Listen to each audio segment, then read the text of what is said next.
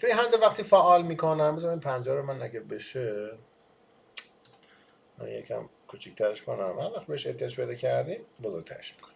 خب فری هند، ببینیم فری هند چون پارامترش یکم عریض‌تر هستش، فقط سعی میکنیم پنجره رو یکم بازتر نگه داره. ریلات هایی که رندرینگ و اینترپولیشن من نگه داشتم کاملا در موردش صحبت کنم، چون گفتم اگر خاطرتون باشه هر کدوم از پارامترهای قسمت شیپ ها رو فعال میکردید، ریلوت، رندرینگ و اینترپولیشن رو در داخل خودش داره فعال میکردیم و پارامترها پارامترهای تکراری هستن که سعی میکنم همون رو فقط رو لاین توضیح بدم، چون لاین جامعا پارامترهایی رو داره که در داخل قسمت رندرینگ و اینترپولیشن مستقیما در ارتباط هست با خودش، اونجا توضیح میدم. ولی این توضیحی که روی این دو تا پارامتر میدم جامعا به تمامی دستورات درمند اینجا یعنی اعمال خواهد شد. یعنی هر کدوم از پارامترها در این قسمت رجالات این گزینه رو دارم. پس فری هند هم داخل خودش داره، پس فعلا بهش اطلاعی نداریم تا اینکه بعدا بهش برسیم. پایین تر فری هند اسپلاین یک نوع تقریبا اسپلین دست آزاده. خب چک مارک ابتدایی که داره شوکانس برای این هستش که وقتی خطوطی که دارید میکشید، کانس نقاط هایی که در سر مسیر برای اسپلان داره بهتون میده فقط به شما نمایش بده. اگه ورش دارم مثلا نقاطی در طی کار به شما نمایش نمیده، ولی من فعلا نگرش میدارم و شروع میکنم به کار کردن. ببینید کلیک رو نگه میدارم، همینجوری مثل تقریبا مداد چجوری روی کاغذ دارید میکشید خطوط رو همینجوری میکشم. خب در نتیجه شما میبینید که تعدادی که پایین کانس ها به شما داده 143 تاست، درسته؟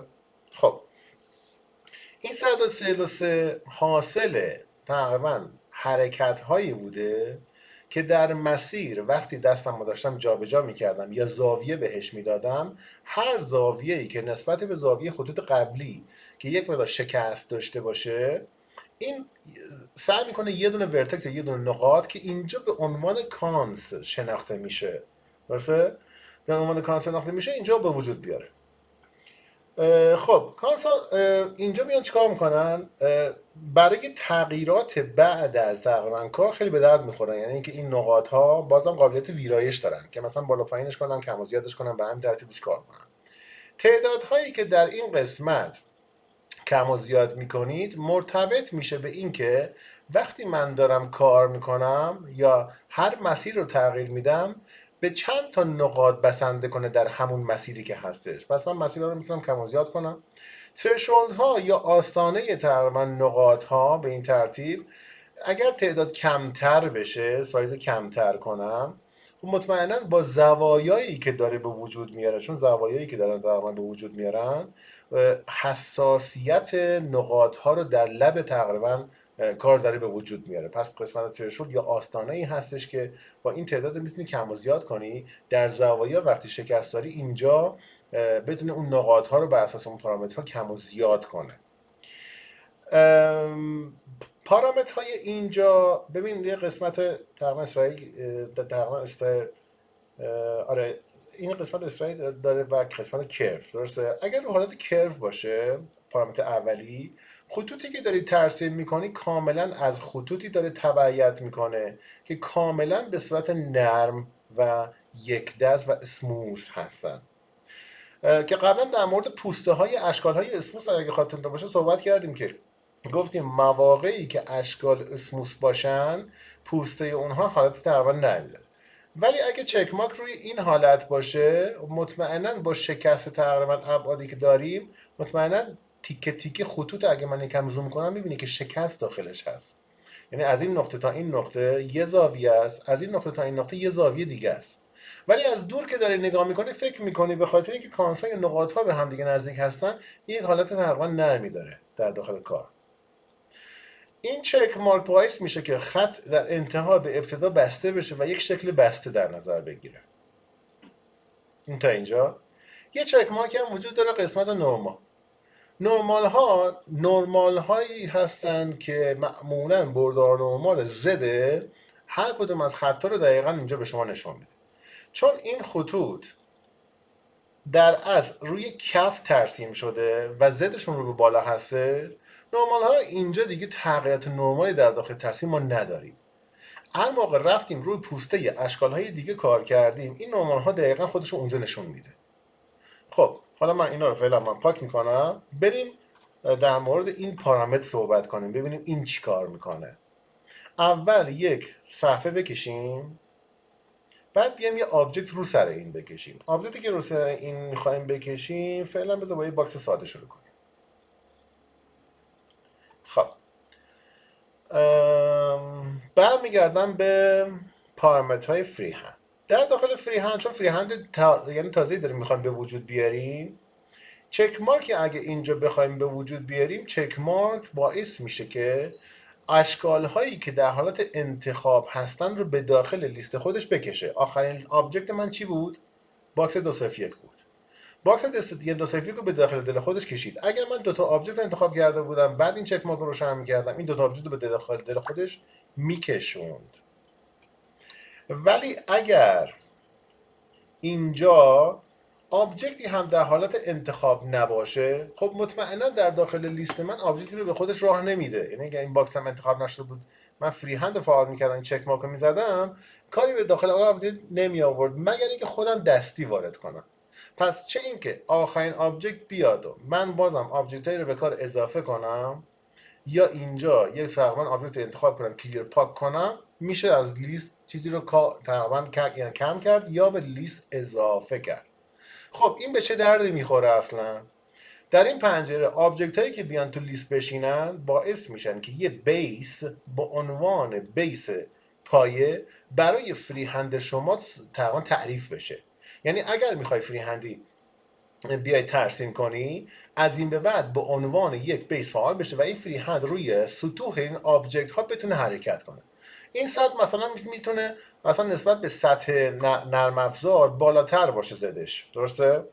ولی اگر این سطح رو مشخص کنی، فری هند روی این سطح حرکت میکنه. اگر این سطح اعمال نشن، میاد برمیگرده و از یعنی سطوح ایکس و ایگرگ نرم افزار استفاده میکنه و فری هند رو سطح 0 و 0 گرید ترسیم میکنه. پس این تفاوت رو با همدیگه دارن که تو این قسمت من ببینم به چه ترتیب این ربات کار کنه. پیک آبجکت، ببین یه دونه آبجکت تو تصویر من مونده هنوز به کار اضافه کنم که اون سطح پایینی است، درسته؟ پلین، یه باکس، یه پلین، درسته؟ کلیک میکنم روی پیک و روی پلین کلیک میکنم. الان پلین هم تو لیست اومد، درسته؟ اینو خاموش میکنم فعلا چون دیگه نمیخوام آبجکتی به کار اضافه بشه. آبجکتی هم تو تصویر اصلا ندارم، ولی اگر آبجکت های متعددتری در داخل لیست بود، امکان داشت با کلیک کردن همینجوری زیر دست من یه آبجکت دیگه هم به کار اضافه بشه. پس اینو خاموش میکنم فعلا.